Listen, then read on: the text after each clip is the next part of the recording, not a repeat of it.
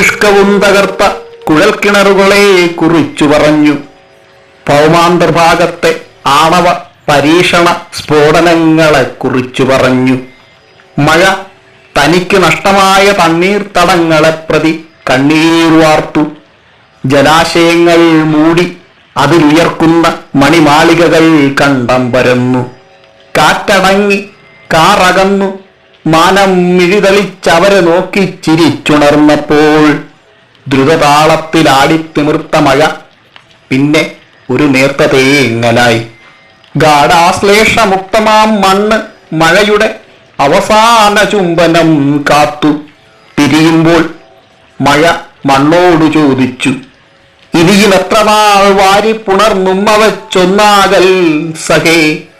വിഷഗ്രസ്തരായ രണ്ടാത്മാക്കൾ ഞാനും നീയും മരണത്തിന് കാത്തുകാത്തിങ്ങനെ.